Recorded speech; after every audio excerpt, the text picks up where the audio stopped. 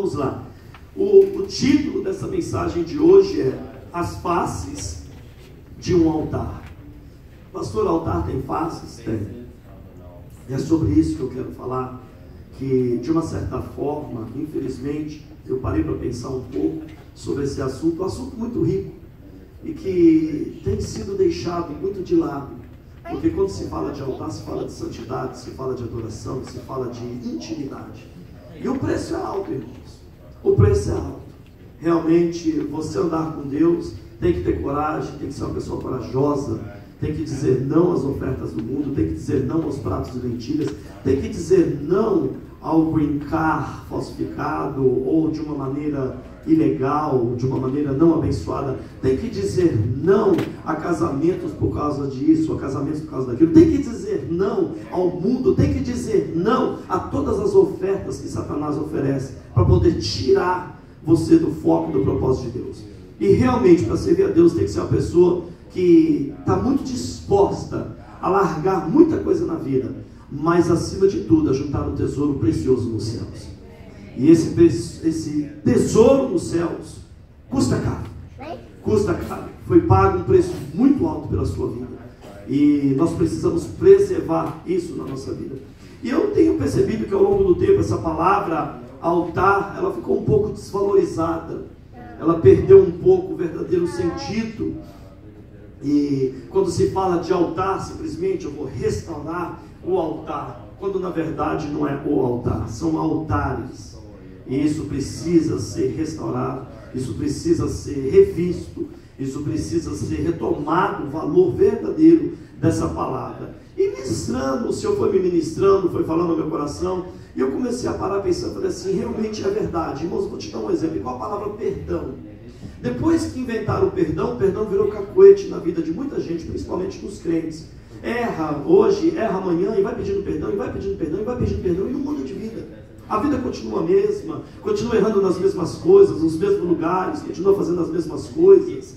E o pedido de perdão ficou uma coisa banalizada, né? As pessoas machuca, pede perdão, machuca de novo, pede perdão, machuca de novo, pede perdão, e continua machucando. Quando na verdade, o verdadeiro pedido de perdão, ele tem que transparecer um genuíno arrependimento. Arrependimento é mudança de vida, mudança de atitude. A pessoa, quando ela pede perdão, diz a Bíblia que tem que existir frutos dignos de arrependimento. Ou seja, eu estou mostrando para você que meu pedido de perdão é verdadeiro, não com as minhas palavras, mas com o meu estilo de vida. Eu mudei. Eu não sou mais a mesma pessoa. Eu não faço mais as mesmas coisas. Eu não falo mais as mesmas coisas. A mesma boca não pode sair dois tipos de água, amargo e doce. Eu não falo mais adoração do Senhor e palavrão depois. Eu não falo mal do meu irmão e falo bem de Deus aqui. Não. Eu começo a mudar. Meu estilo de vida muda. Para que as pessoas possam ver em mim que verdadeiramente esse negócio de servir a Deus é verdade, é real e vale a pena. Então, eu tenho percebido que isso tem ficado assim um pouco esquecido também, essa palavra. Ela tem sido muito defasada, ela tem sido muito levada de uma maneira insignificante, quando na verdade o perdão, irmãos, foi o que nós recebemos na cruz do Calvário. É algo muito forte, é algo muito poderoso, é algo que tem que ser levado muito mais a sério. Nós precisamos pensar antes de falar perdão, para que isso não vive um cacoete na nossa vida. Hoje em dia as pessoas pedem perdão, sabe o que? Só para calar a boca dos outros. Hoje em dia as pessoas pedem perdão simplesmente para acabar uma conversa. Hoje em dia as pessoas pedem perdão para fugir das suas responsabilidades, até mesmo de cristão. Simplesmente para dizer, tá bom então me perdoa, tá? Já que você está chateado comigo, então tá bom, me perdoa, tá tudo bem agora? É assim que as pessoas não pedem perdão. Perdeu a essência. Perdeu a essência.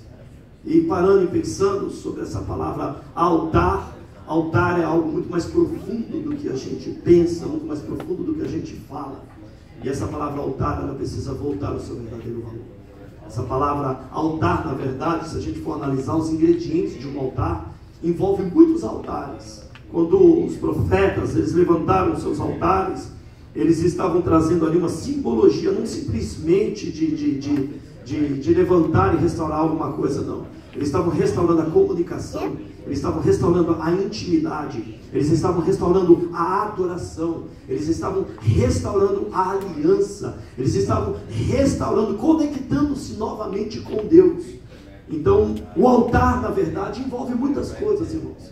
A gente fala da lei, a gente fala muito sobre a lei. Eu não vivo mais debaixo da lei, porque a lei, eu só estou na graça. Mas, na verdade, as pessoas usam da graça para não cumprir a lei com amor. Porque se você parar e pensar, irmãos, a lei, ela não foi abolida, ela foi cumprida. Ela foi cumprida em Cristo Jesus. Mas eu não tenho direito de dizer não a tudo que Cristo fez por mim.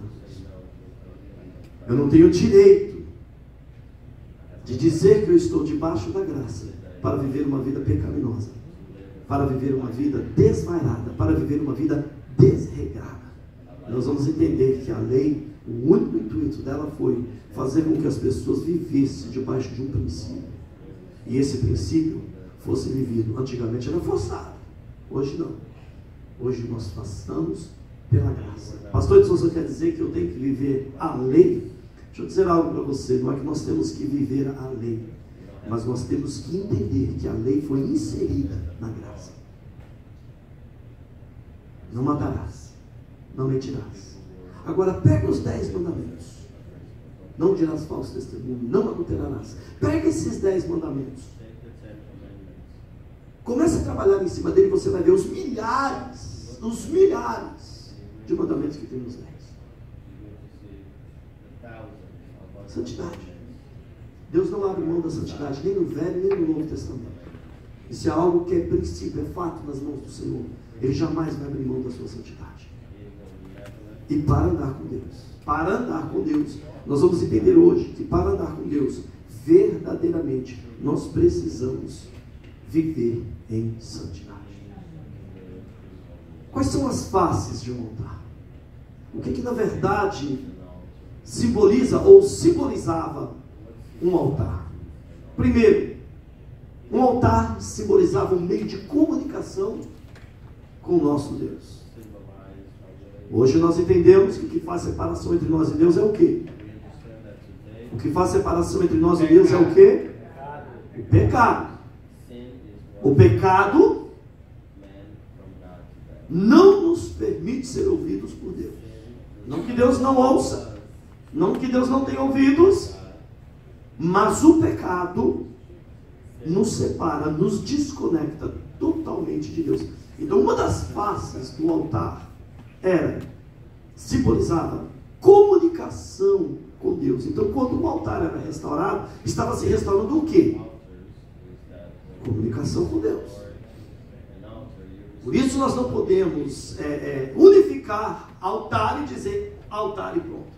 Na verdade nós temos que falar altares. Altares. E nós vamos entender daqui a pouco onde eu quero chegar. Após a comunicação, o altar ele representava o que também? Restauração e lugar de sacrifício.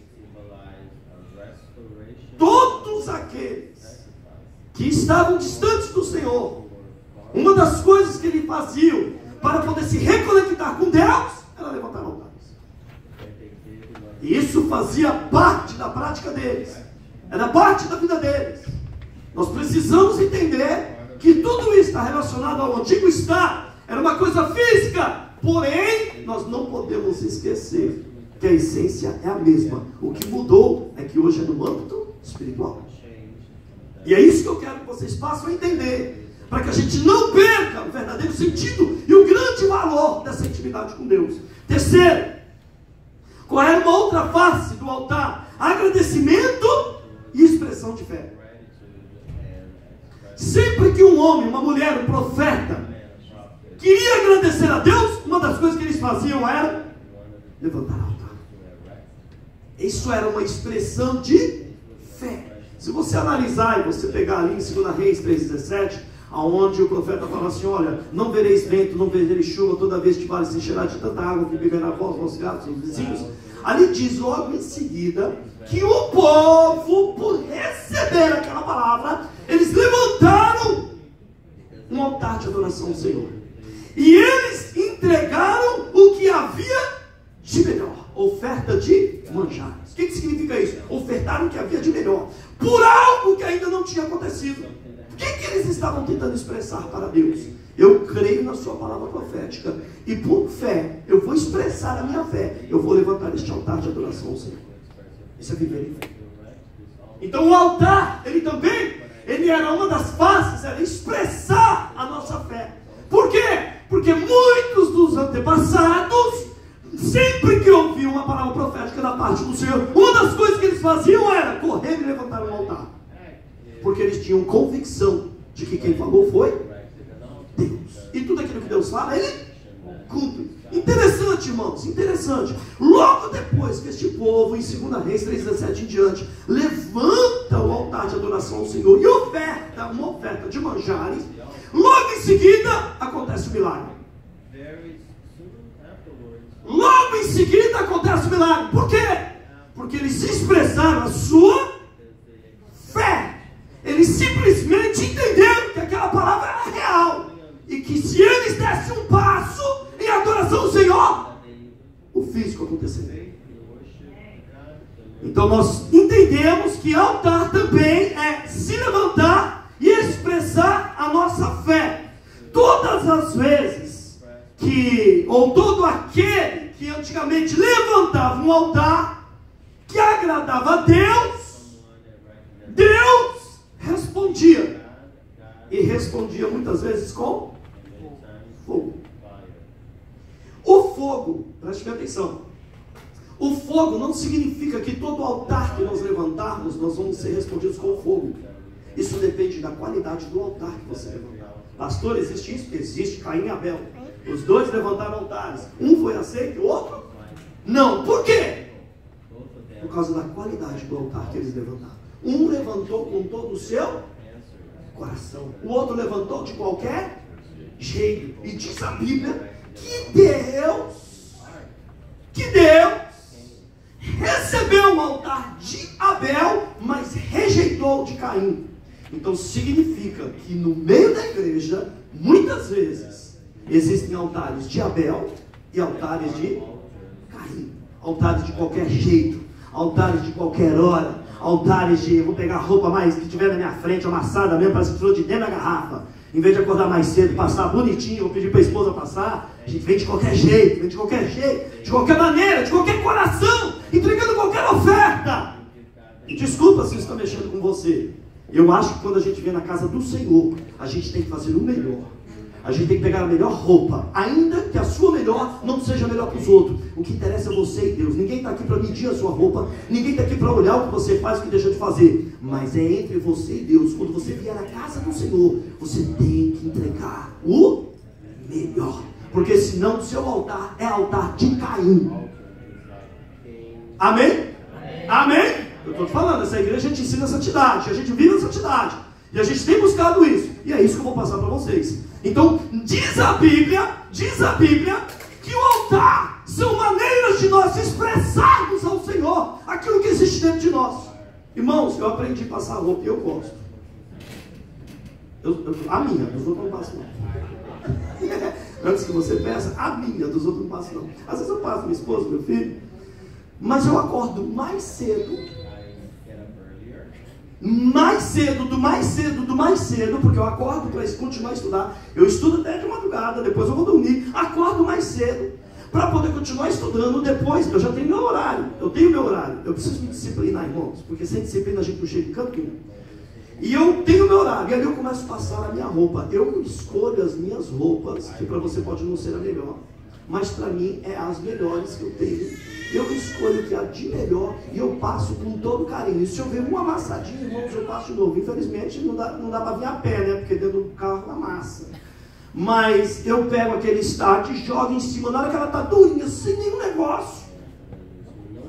Já coloquei a camisa e vi um amassadinho aqui, irmãos. Tirei, desabotoei a camisa toda, coloquei lá e passei de novo.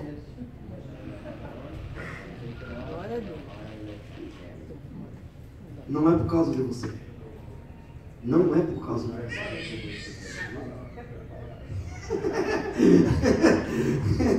Não é por causa de você. É por causa que o que Deus fez para mim na cruz do Calvário, Ele merece mais. E sempre que eu peço alguma coisa para Deus, Eu não peço nada bichado, eu peço tudo do bom e do melhor. Tudo do bom e do melhor. E Ele tem nos dado tudo do bom e do melhor.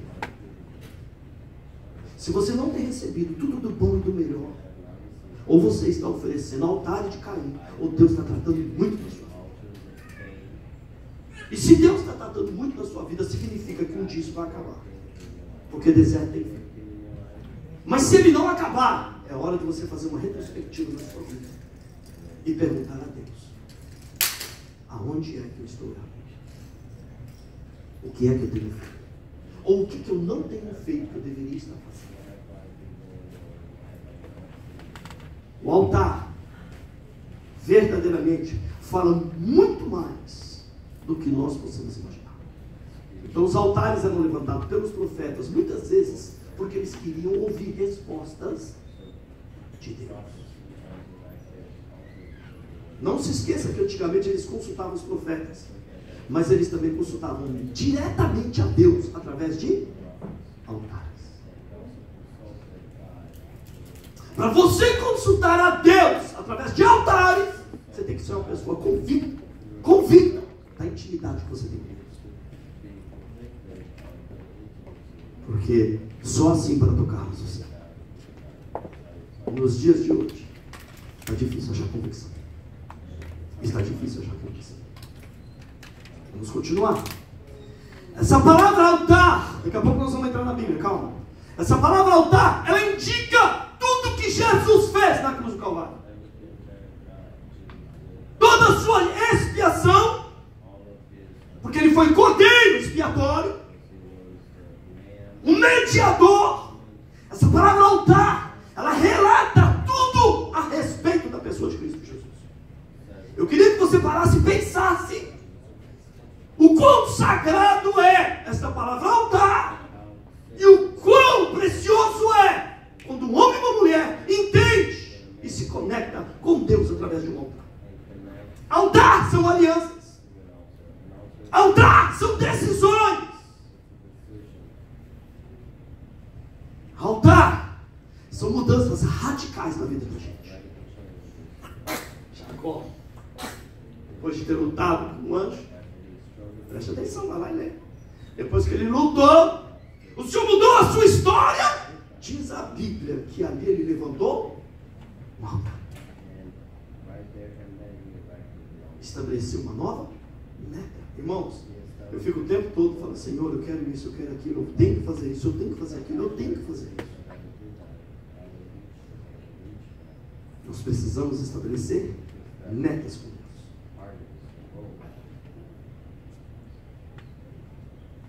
Jesus é o mediador. Essa palavra altar não é simplesmente a palavra altar. É uma soma de fatores e valores muito mais importantes do que muitas vezes pensamos ou ouvimos, e muito mais profundo do que isso. Você sabia que ao levantar altares, muitas coisas se definiram no mundo espiritual a respeito da vida de pessoas na palavra de Deus? Porque altar é um lugar onde chama uma pessoa para um compromisso muito mais fiel e profundo.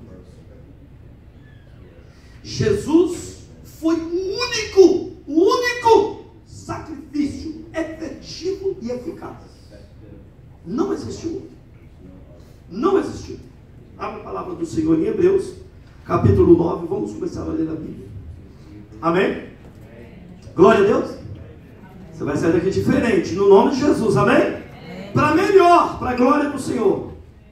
Hebreus capítulo 9, versículo 11 e 12. Diz assim: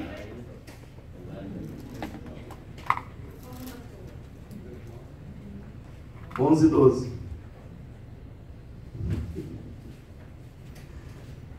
Larry, how are you? How are you, Monica? Hebreus 9, 11 e 12. Eu gosto do barulhinho da página. Eu não gosto de ver as pessoas quando fica assim, ó. Não gosto. Eu vou carregar minha Bíblia até o último dia enquanto eu viver. Pode aparecer até celular na unha. Pode aparecer celular francesinha, já carrega na unha, não precisa nem de carregar o celular, porque a tendência é isso aí, irmãos. Eu quero a minha Bíblia.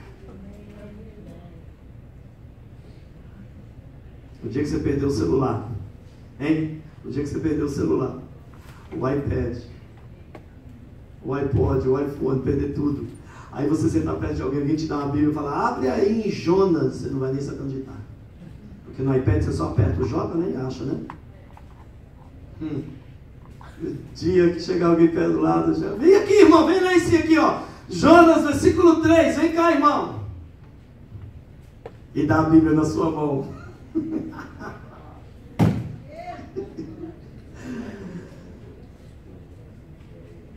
Eu fico pensando, se Jesus Cristo estivesse nos dias de hoje, hein, ele iria usufruir de muita coisa, com certeza, irmão. Não tem nada de errado, não me entenda errado, por favor.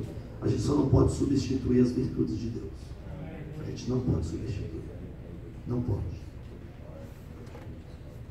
É claro que o cristão, ele é reconhecido não por aquilo que ele carrega, por aquilo que ele é. Mas hoje em dia já está até difícil saber quem é crente, irmão. Até com Bíblia não. Até com Bíblia não. Então acho que a gente não pode perder essas virtudes de Deus. Não estou falando que você está em pecado por causa disso, estou falando que você está errado, estou falando que é o que eu faço, o que eu quero fazer, o que eu nunca quero deixar de fazer, de carregar a Bíblia. Só isso.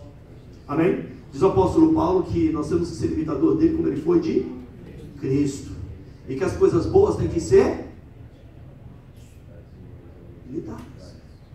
As coisas boas têm que ser imitadas. Hebreus 9, 11, 12, quem achou, diga amém. Amém. Glória a Deus. Diz assim, mas, ele já estava falando de outro assunto, de repente ele entrou, mas, vindo Cristo, o sumo sacerdote dos bens futuros, por um maior e mais perfeito tabernáculo. Por que ele está dizendo por um maior e mais perfeito tabernáculo? Porque ele está dizendo que um era menor e imperfeito. Isso é óbvio. Então ele está dizendo de um tabernáculo que veio pela pessoa de Cristo. Está dizendo que existe um outro tabernáculo que foi feito por ordenança de Deus, segundo a lei, mas por mão de homens. Então ele está dizendo, mas vindo Cristo, sumo sacerdote por bem futuros, por um maior e mais perfeito tabernáculo, não feito por mãos, porque o primeiro foi feito por mãos. Isto é, não desta criação, nem por sangue de bodes de bezerro, mas por seu próprio sangue. Entrou uma vez no santuário, havendo efetuado uma eterna redenção. Glória a Deus. Ele está falando sobre um tabernáculo vindouro, que veio pela pessoa de Cristo, mas ao mesmo tempo ele está dizendo sobre o antigo tabernáculo.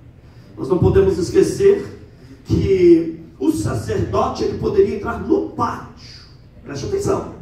O sacerdote poderia entrar no pátio, no santo lugar, e no santo do santo somente o sumo sacerdote podia entrar. Isso, se ele passasse por todos os processos do tabernáculo e todos os seus feitos fossem aceitos por Deus, caso contrário ele morreria fulminado.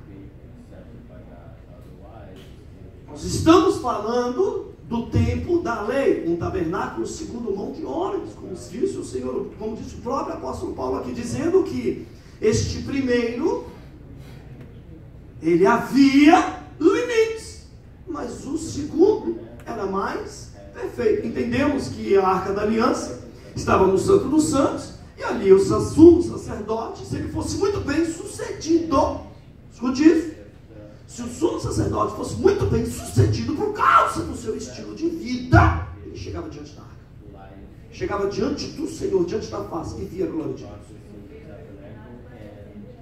Como? não podia fazer outra pessoa além daquele que foi determinado fazer. Levitas, e assim vai. E todos aqueles que foram separados deveriam ser totalmente consagrados à ordem daquilo que foi dito, daquilo que foi direcionado por Deus.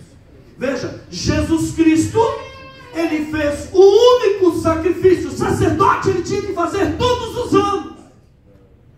E o sumo sacerdote tinha que fazer todos os anos. O sacerdote, ele entrava no pátio a todo instante para fazer todo o seu serviço. Ele estava ali a trabalho, mas ele não poderia ir além do pátio. Porém, o sumo sacerdote, ele entrava todos os anos para oferecer algo que não perdoava o pecado. Não perdoava o pecado, cumpria, seria perdoado por aquele que permanecesse na sua fidelidade, crendo, mesmo depois de morto, em Cristo Jesus. Por isso que a Bíblia diz que existem aqueles que estão mortos aguardando Cristo, que estavam mortos aguardando Cristo. Por quê? Porque eles morreram em Cristo. Mas eles só seriam totalmente, realmente perdoados se eles fossem fiéis até a morte. Por isso que a Bíblia diz: sede fiel, e aquele que perseverar até o fim, este receberá a salvação. Não é uma ideia, me desculpa denunciar, calvinista, como dizem por aí: salvo uma vez, salvo para sempre. Levantei a mão, Jesus está em mim, agora eu posso fazer o que eu quiser. Não, mentira. Mentira. A vida que eu vivo, não vivo mais eu. Então significa que o velho homem tem que parar, tem que começar uma nova vida, um novo estilo de vida. Por quê? Porque agora algo novo está dentro de mim. E este novo vai causar uma mudança, vai romper com tudo que é velho. Não esqueça, para que Deus possa começar um processo novo na sua vida, tem que acabar com o velho. Eu não estou querendo falar de idade, eu não estou falando de pessoa, eu estou falando de ciclos viciosos, bagagens, coisas que nós carregamos e ainda costumamos dizer: isso é do meu pai, isso é da minha mãe, é da minha avó, é uma herança familiar. Não, isso é uma bagagem do Egito que precisa ficar para trás. Tem gente que ainda vive até as maldições hereditárias da família, quando na verdade deveria ser tudo novo. Porque 2 Coríntios 17, se alguém está em Cristo, nova criatura é. As coisas velhas se passaram, as maldições se passaram, os costumes velhos se passaram, eis que tudo se faz novo. Nova vida, novos costumes, nova maneira de falar, nova maneira de pensar, nova maneira de agir. Conversão, transformação genuína, onde há um arrependimento e uma transformação direta da parte de Deus. Ou seja, através do Senhor, do seu único sacrifício, nós fomos conectados em Deus. Qual era a função do sumo sacerdote? Conectar, reconectar o homem a Deus. Quando na verdade existiam limites, e um dos limites era o véu. Esse véu separava, o homem não podia chegar. Somente o sul. Ou seja, tudo isso porque Deus queria fazer de nós moradas. Olha o que Deus já estava preparando. Olha o que Deus já estava fazendo. Se você ler aqui em Hebreus, nós vamos continuar daqui a pouco lendo, você vai entender que o antigo era uma alegoria do novo que haveria de vir. Era algo que parecia, mas não era. Mas era Deus já preparando o caminho, tanto através do sumo sacerdote como através de Cristo, já apontando, da mesma maneira que quando o homem pecou, e ali o Senhor, imolando um cordeiro, imolando um animal, para poder mostrar que alguém teria que morrer na cruz, e alguém perfeito, somente o Filho de Jesus.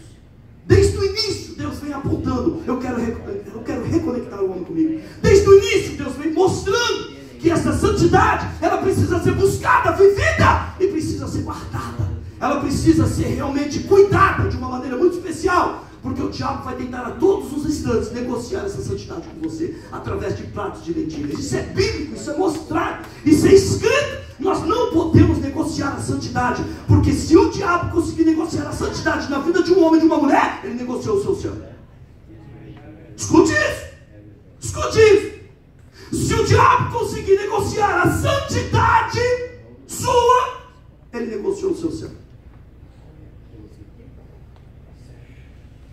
E houve silêncio na terra. Pastor, o senhor está querendo dizer que por um momento eu posso perder a salvação? 100%. 100%. Uma mentira. Se ela for mantida, não for pedir perdão, não houver arrependimento, não houver uma mudança, sua salvação está comprometida. É aí onde Deus fala, volta, faça o caminho de volta. Porque quando as pessoas leem as histórias de Jesus, pensam que é história. Mas não leva a sério o que está escrito. José e Maria vão de costumes nas ruas de Jerusalém, as festas dos tabernáculos, e ali levam Jesus. E daqui a pouco, José e Maria vão embora e não percebem que Jesus ficou para trás. Há um caminho, um dia de caminho de distância. Ainda José e Maria parou e pensou, falou, peraí, cadê Jesus? Estou sentindo falta de Jesus. Tem crente, irmãos, que continua caminhando e não sente falta de Jesus. Desculpa. E continua andando, achando que Jesus está do lado, quando na verdade ficou lá para trás. O que é necessário fazer? O caminho de volta, porque José e Maria, quando reconheceram que Jesus ficou para trás, o que eles fizeram? Voltaram para trás. Deus chama Elias de dentro de uma caverna e fala, Elias, o que você está fazendo aí? Volta para trás. Abraão, o que você está fazendo no Egito? Eu te mandei você para o Egito, mandei você para Gerar. O que você está fazendo aí? Volta para trás. Todo aquele que se distancia de Jesus, diz a Bíblia, em Apocalipse, capítulo 2, a carta à igreja de Éfeso. Igreja linda, maravilhosa, homem e mulher ungido, vocês são demais, vocês são maravilhosos. Ele enche o nosso ego. Vocês são os caras, porém tem uma coisa que eu não tive. Perdeste o teu primeiro amor.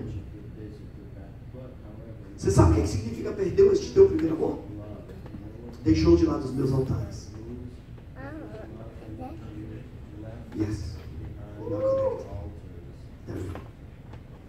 Deixaste o teu primeiro amor. Não lê mais a Bíblia como lia. Não ora mais como orava. Não tem mais vontade de chegar na casa do Senhor. Não vê a hora de acabar o culto para ir embora. Quando chega diante de uma televisão, vê jogo, vê isso, vê aquilo, vê novela, vê filme, fica lá 3, 4, 5, 6 horas. Perdeste o teu primeiro amor. Arrependa-te. Olha o que Deus fala. Deus não fala assim, olha, é realmente a culpa da igreja, a culpa do pastor, a culpa do grupo de louvor, a culpa da luz, da escura, claro, não. Ele fala nada disso. Arrependa-te. Porque quem perdeu o primeiro amor foi você. Arrependa-te e volte a praticar as primeiras obras. Quais eram as primeiras obras? Não tinha culto, o cara estava lá na porta pensando que ia ter culto. Não é? Quando a pessoa se converte, não está naquele fogo, naquela sede. E aí vai ter culto hoje? Ah, pastor, precisa fazer mais um dia de culto. Não é assim?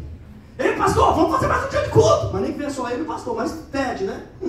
Vamos fazer, pastor, mais um dia de culto. Pastor, vamos orar às 3 da manhã. Só às 5 não está dando, não.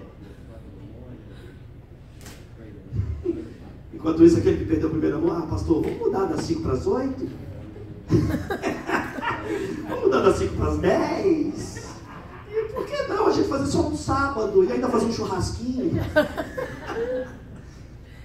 Irmãos, nós não podemos perder o primeiro amor, porque tem gente que não acredita em sacrifício, mas eu vou dizer uma coisa para você, não tem como você servir a Deus se não for através de sacrifício.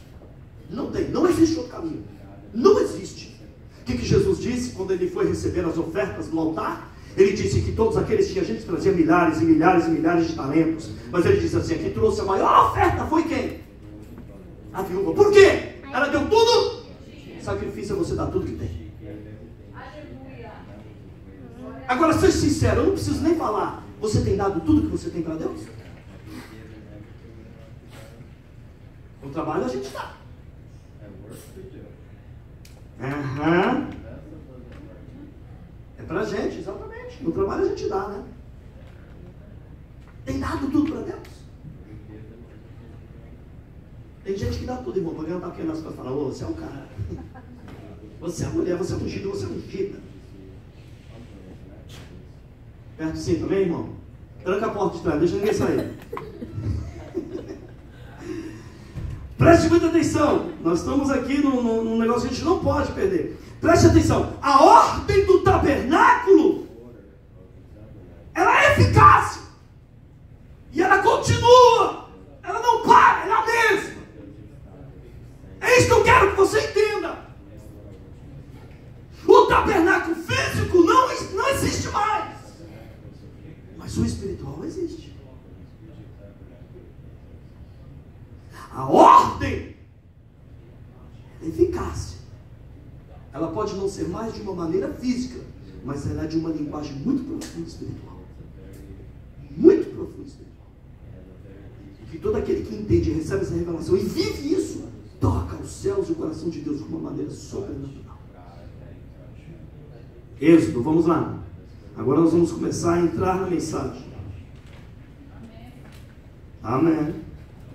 Os anjos digam amém.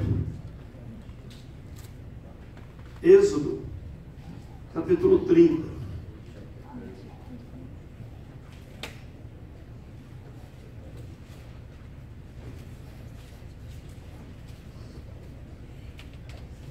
Do versículo 1 ao 10.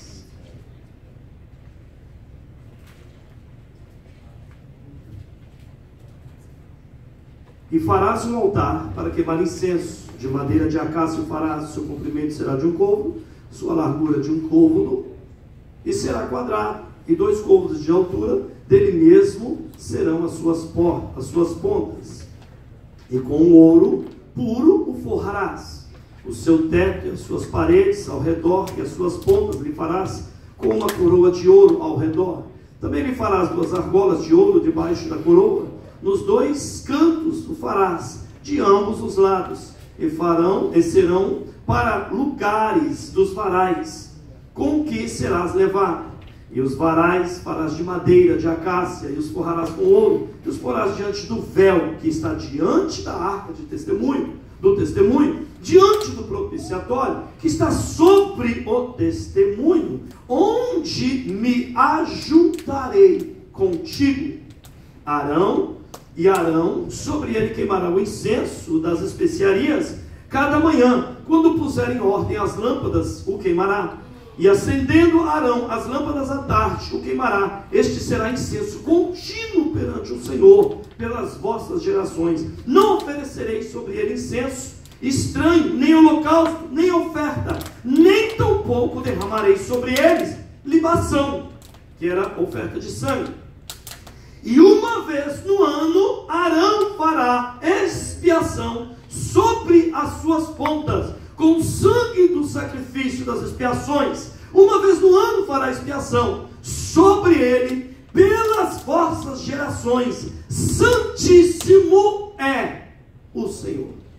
Veja, quando nós falamos sobre o altar de incenso, não é incenso, não é essas varetinhas não, tá? Aí está falando sobre especiarias, perfumes que eram totalmente consagrados ao Senhor. Porém, isso representava a oração dos santos, oração de todo aquele que é justificado em Cristo Jesus. Sua oração, minha oração. Isso aqui era um ritual que eles faziam, era consagração que eles faziam nos tempos antigos, era uma ordenança da parte do Senhor. Mas este altar, sendo ainda debaixo da lei, ele tinha que ser levado muito a sério, não poderia se levar de qualquer jeito. Por quê? Porque Caim e Abel foi rejeitado, o seu altar, no caso de Caim, foi rejeitado. Mas aqui no tempo antigo, quando o altar era rejeitado, ele morreria fulminado. Por isso que hoje muitos perderam o temor ao Senhor, porque acham que Deus ainda não mata mais como matava Ananias e Safira, que caíram duro ao mentir aos discípulos. Nós estamos falando de que a própria Bíblia diz: seja o teu falar sim, sim, não, não. O que passar disso é procedência maligna, sendo que Satanás é o pai da... Se você mente, é porque você está possesso por Satanás. Nossa, se vocês pudessem ver o rosto de vocês agora. Irmãos, se você mente, ainda que seja para dizer, fala que eu não estou aqui em casa, quando alguém liga. Se você mente, o espírito que está dentro de ti se chama Satanás.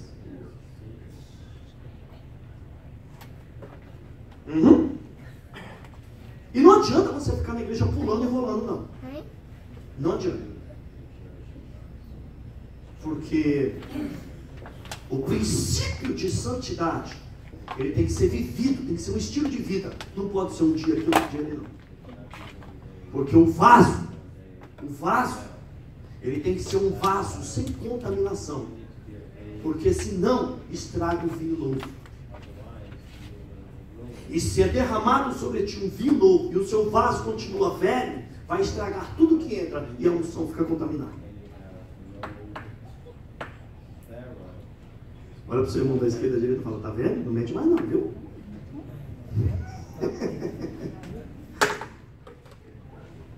Ah, mas eu menti para fazer um negócio bom. E vai lá, como diz o pastor Paulo Marciano, por causa de uma mentirinha, pastorzinho, tá bom, irmãozinha. Então com a sua mentirinha você vai pro inferninho.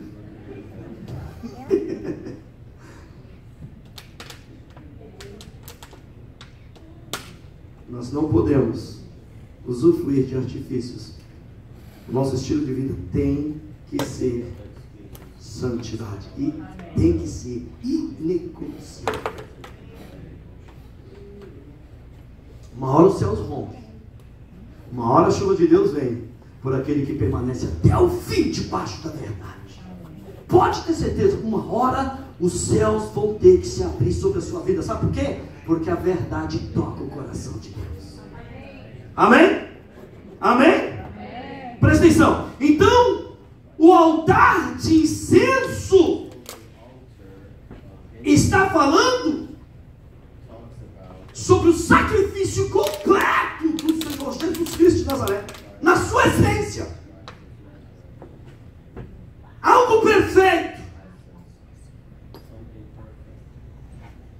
E também está se referindo às nossas orações. O altar do incenso que estava no santo lugar, que não é o santo do santo, é o meio cômodo. Agora preste atenção. Se o altar de incenso está falando de Jesus Cristo na sua totalidade, está falando das orações do santo, significa que chegamos no santo lugar. Se o altar de incenso se refere às nossas orações e ao sacrifício completo de Cristo Jesus, significa que o altar de sacrifício no pátio é uma renúncia total.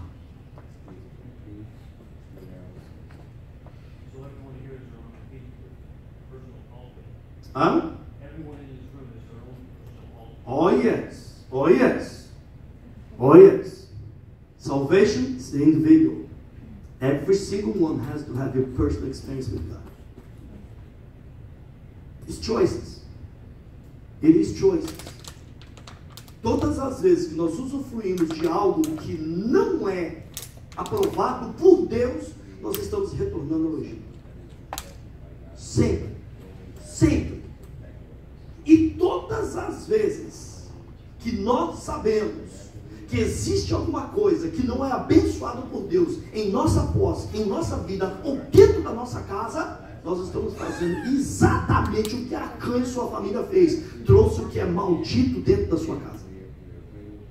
E digo mais, hein? E digo mais. Tem gente que entra em corrente de oração, tem gente que entra, que pede pro apóstolo mais abençoado para entregar a palavra. Isso não quebra nada na vida de ninguém, não. Porque o que quebra esse tipo de corrente na vida de alguém, tomada de atitude, princípios. Acã levou o que era anátema para dentro da sua casa e perderam as guerras que eles deveriam ter ganhado. Por isso que muitas vezes, muitos de nós vivemos nas mesmas guerras, sempre, sempre e sempre. Deus não pode vencê-las? Pode! E por que não? Porque existe alguma coisa em mim, comigo, ou dentro da minha anátema, maldito. Por isso você está perdendo guerra. Aí eu vou falar igual se fala assim, cada um examine-se a si mesmo. Mas eu não posso mais permitir que as guerras que seriam muito fáceis de ser vencidas continuarem me destruindo.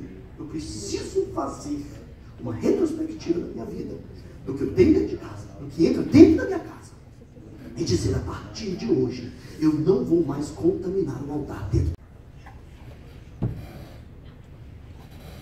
Culto do apóstolo Gésio, culto do Luiz Hermínio, culto de não sei quem. Não! Eu sou um culto a Jesus Cristo de Nazaré!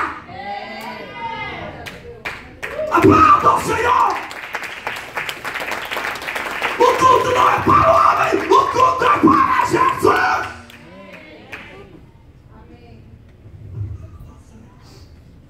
Glória a Deus pela vida dos homens. Glória a Deus por esses profetas. Mas eu preciso reconhecer que eu sou um altar do Senhor. E que Ele pode usar a minha vida. E pode usar a sua também. Amém? Significa que o altar que existia no pátio era um lugar de total entrega. Jesus não se entregou em partes na cruz do Calvário. Jesus não se entregou em parte como sacrifício. Ele se entregou totalmente. O quanto eu me entrego no pátio é o que vai definir o quanto eu vou me aprofundar no Santo dos Santos. Vou falar de novo. O quanto eu me entrego no pátio é o que vai definir o quanto eu posso me aprofundar no Santo dos Santos. E entrar até mesmo no santo lugar. O que eu estou tentando dizer com isso? A gente fica falando de restaurar o altar, quando na verdade a gente precisa restaurar os altares. Ei, cada altar que era restaurado era em relação a uma situação. Se a gente parar para pensar, quantas situações a gente não precisa mudar na nossa vida, quantos altares a gente não precisa levantar a Deus. Precisamos mudar. Nós precisamos voltar à linha de intimidade com Deus.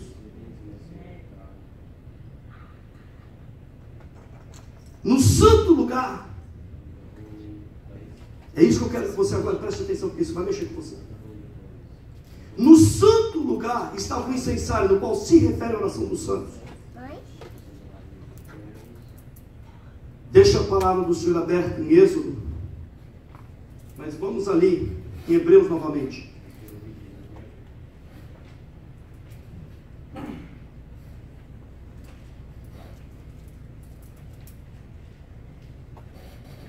Capítulo 9, versículo 1 a 4, diz assim: ora, também a primeira tinha ordenança de cultos divino e um santuário terrestre, porque um tabernáculo estava preparado. O primeiro em que havia o candelabro, a mesa, os pães da preposição, aos quais se chama o santuário.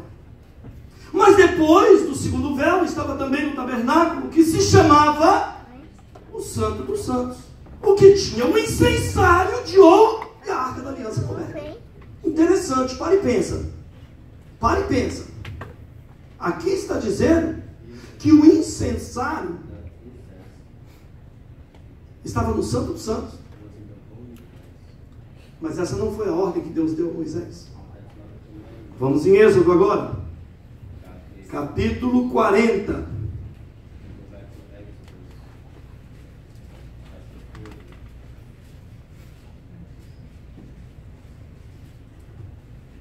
Êxodo 40, do 17 ao 33.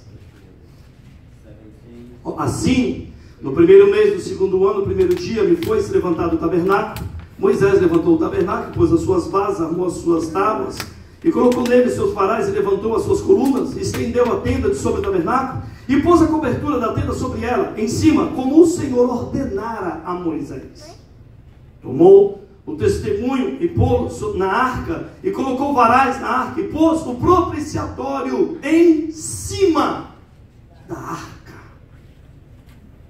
Este é o primeiro tabernáculo, Santo dos Santos. Me responde, você está vendo aí onde nós lemos o incensário? Não. Aí não está escrito o incensário. Vamos lá. Segundo, introduziu a arca do tabernáculo, pendurou o véu. Pendurou o véu que separava o santo do santo lugar. O santo do santo do santo. E pendurou o véu de cobertura e cobriu a arca do testemunho, como o Senhor ordenara a Moisés. 22. Pôs também na mesa da tenda da congregação, ao lado do tabernáculo, para o norte, fora do véu, e sobre ela pôs em ordem pão perante o Senhor, como o Senhor ordenara a Moisés. Mas pôs também na tenda da congregação o candelabro, na frente da mesa, ao lado do tabernáculo, para o sul. E acendeu as lâmpadas perante o Senhor, como o Senhor ordenara a Moisés. E pôs o altar de ouro na tenda da congregação, diante do véu, e acendeu sobre ele o incensário de especiarias aromáticas, como o Senhor ordenara a Moisés. No santo lugar estava o incensário no Antigo Testamento. Deus chega para Moisés e fala assim: Moisés, a arca da aliança, a vara de Arão, as tábuas da lei, e os anjos, as suas asas abertas em cima da minha presença. Fechado o Santo dos Santos.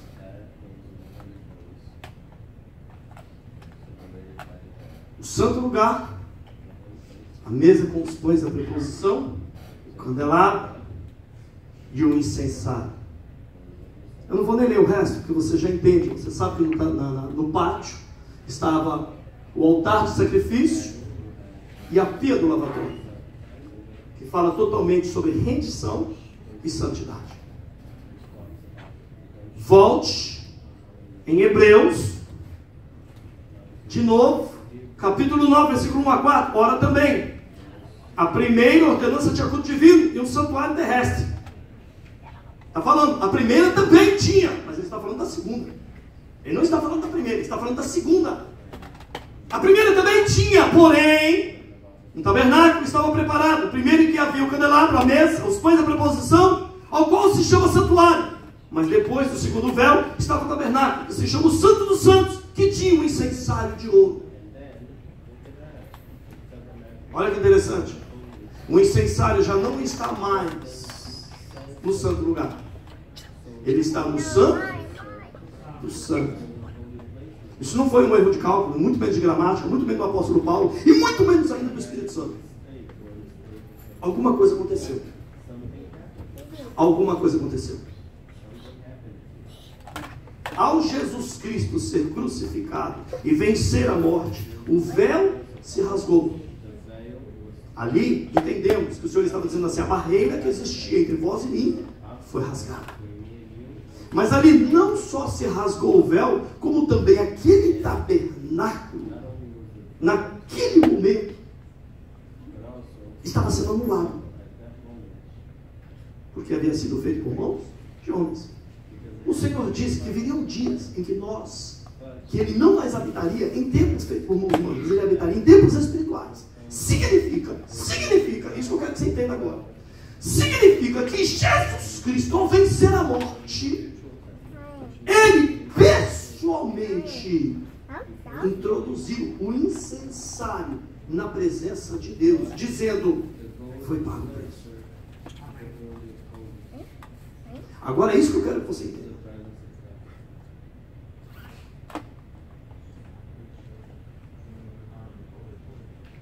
Yes, but it was not anymore, because the only priest was Jesus, which He did it once, and that's it. He did it once. Because according to the law, you cannot do it. Only the highest priest can do it.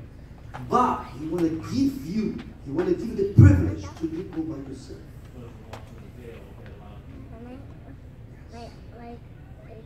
É agora que eu quero que você pare e pense comigo.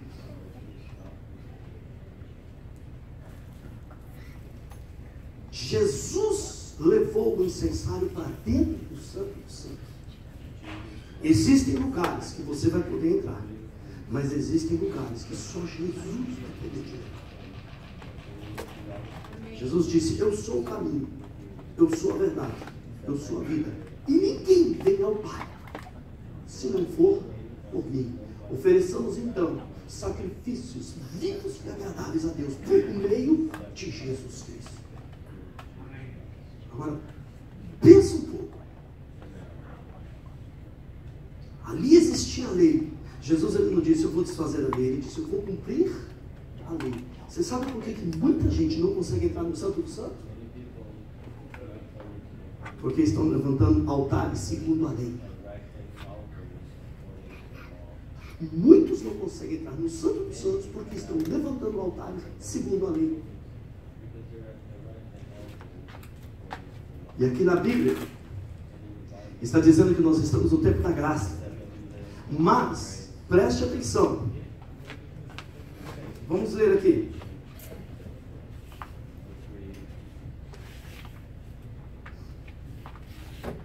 Versículo. Vamos continuar. Hebreus 5. 5. E sobre a arca os querubins da glória que faziam sombra no propiciatório,